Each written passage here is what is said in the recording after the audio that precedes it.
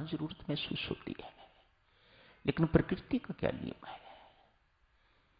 सब कुछ पाके जो भगवान को नहीं पाता, जो भगवान से जुड़ा नहीं रहता, ये प्रकृति का नियम है। प्रकृति उसे नीचे गिरा के रहती है। राजा जनक के साथ ऐसा नहीं हुआ, क्योंकि उन्होंने ऐसी गलती की ही नहीं। वे हमेशा परमात्मा के साथ जुड़े रहे। हमें तनिक थोड़ा सा मिलता है तो हम परमात्मा की जरूरत महसूस करनी बंद कर देते हैं। अब हमें परमात्मा की जरूरत नहीं। राजा जनक के जीवन में ऐसा नहीं आया।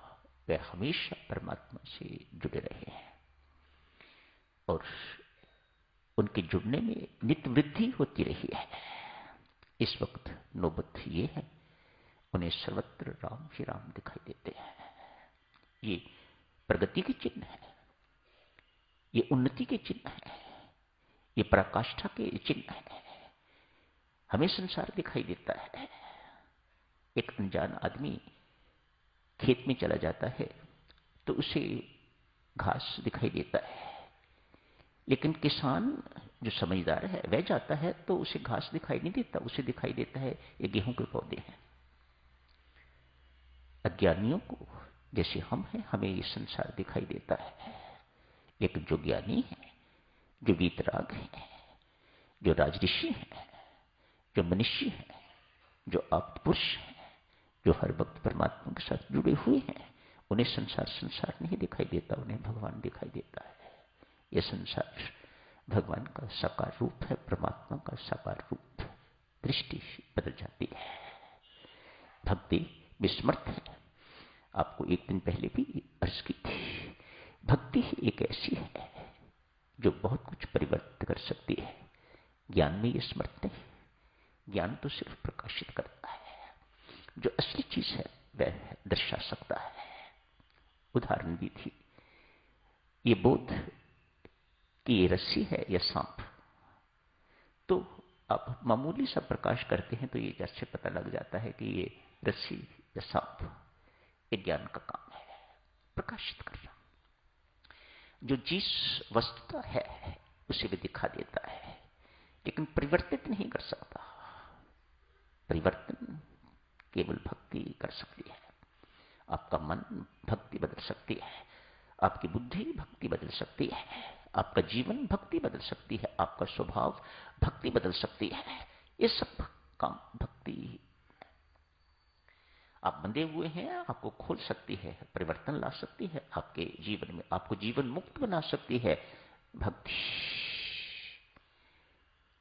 परिवर्तन करने का, बदलने का भक्ति में ही समर्थ है।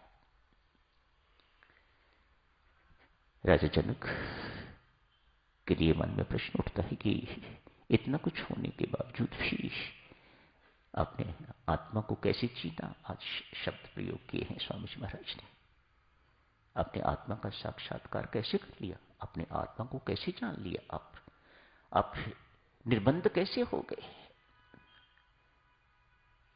आप मोक्ष के अधिकारी कैसे बन गए। इतनी सुख सुविधाओं में रहते हुए भी सभी लोग ऐसा नहीं कर सकते। सामान्यता इन्हें विरोधी माना जाता है। सुख सुविधा बहुत विरोधी है आत्मिक उन्नति में, लेकिन राजा जनक ने यह सिद्ध कर दिया कि नहीं, ऐसा बिल्कुल नहीं है। विरोधी है तो सिर्फ मन विरोधी है, और कोई मन आपका सद गया, मन को आपने सिधा लिया, तो फिर विरोध इस संसार में कोई उत्पन्न नहीं कर सकता आपके लिए। आपके सारे रास्ते खुले हैं। फिर राजा जनक ने आज बहुत सुंदर बातें समझाई हैं। मैंने कभी कुछ अपना माना ही नहीं। मैं तो परमात्मा की नौकरी करता हूं, मैं तो परमात्मा का नौकर हूं। ये जो कुछ भी दिखाई देता है, ये राजपाट इत्यादि इत्यादि, मेरा कुछ नहीं। मैं तो सिर्फ रहता हूं यहां पर, सब कुछ परमात्मा का समझ के, सब कुछ परमात्मा का दिया हुआ मान के। ऐसे आदमी को कौन मान सकता है? कोई नहीं। वे निर्बंध है, बिल्कुल खुला हुआ है। ऐसे को ही मुक्त कहते हो ना। जो बंधा हुआ है तो वो बंधन में है। ऐसे ही कोई मुक्त कहा जाता है जो बंधन में नहीं है। मानव संसार में रहना है, चिपकना किसी के साथ नहीं। जितने कर्तव्य दिए हैं परमात्मा ने, सब डट के निभाइएगा। नौकरी कर रहे हो, एक व्यक्ति कई कई नौकरियां भी करता है। थोड़ी देर के लिए वहां जाता है, थोड़ी देर के लिए वहां जाता है, थोड़ी देर के लिए वहां जाता है। यूं कहिएगा, उस परमात्मा देव ने हम गृहस्थियों को इसी प्रकार की अनेक नौकरियां दी हुई हैं। कहीं भाई बनाया हुआ है, कहीं पति बनाया हुआ है, कहीं पुत्र बनाया हुआ है, कहीं बैंक का नौकर बनाया हुआ है, कहीं कुछ, कहीं कुछ, कहीं कुछ। अनेक सारी नौकरियां दी हुई हैं भगवान श्री ने। और ऐसा ही मान के जो साधक करता है, परमात्मा की दी हुई नौकरी कर रहा हूं, उनका दिया हुआ काम कर रहा हूं परमात्मा की प्रसन्नता के लिए। मैं वास्तव में सेवा परमात्मा की कर रहा हूं। बेशक दिखाई ये दे रहा है कि मैं सेवा अपने परिवार की कर रहा हूं, लेकिन मैं परमात्मा की सेवा कर रहा हूं। जिसकी बुद्धि में ये बात स्पष्ट हो जाती है, वह यहां रहता हुआ जीवन मुक्त है, उसको कोई बंधन बांध नहीं सकेगा। जहां अपना मान लिया, वहां परमात्मा कहे न कहे देवियों सज्जनों, महाबेईमान की मोहर आप पर लग गई। मेरी चीज पर आप अपना अधिकार जमा रहे हो तो तनिक सोचो, आपकी नौकरानी की क्या मजाल है कि कोई चीज अपनी मान जाए आपके होते हुए? बिल्कुल नहीं। लेकिन धन्य है परमात्मा जिसका सब कुछ होता हुआ भी ये सहन करता है जब आप कहते हो मेरा घर, मेरा पुत्र, मेरा पति, मेरी पत्नी इत्यादि इत्यादि, मेरा मेरा मेरा मेरा, मैं करते हो।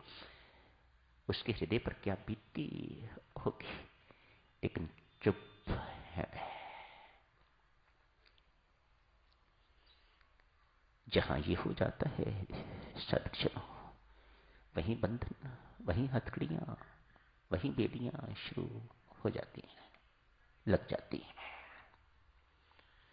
राजा जनक कहते हैं, मैंने कभी किसी चीज को अपना माना ही नहीं, मैं तो परमात्मा का नौकर, परमात्मा की नौकरी करता हूं। ये राजपाट मेरा नहीं है। आज स्वामी जी महाराज ने उनके लिए शब्द प्रयोग किया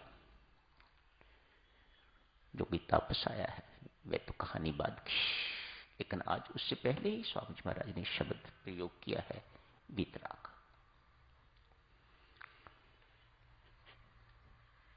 राग रहित, वीतराग, राग रहित, आसक्ति रहित, चिपकता किसी से नहीं।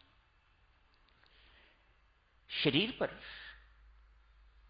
परमात्मा के प्रेम का तेल लगाया हुआ है, जो कोई चिपकता है फिसल जाता है। न वह स्वयं किसी के साथ चिपकता है, न अपने साथ किसी को चिपकाता है। ये भक्ति के चिन्ह है, ये भक्त के ये चिन्ह है।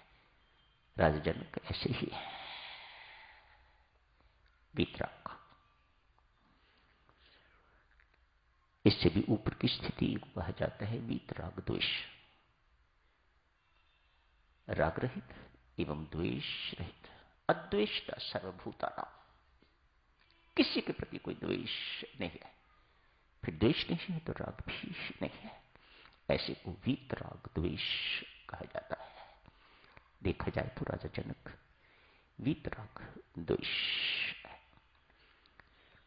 कल तो नहीं भक्तों, परसों करेंगे चर्चा, वीतराग, जनक को वीतराग क्यों कहा जाता है।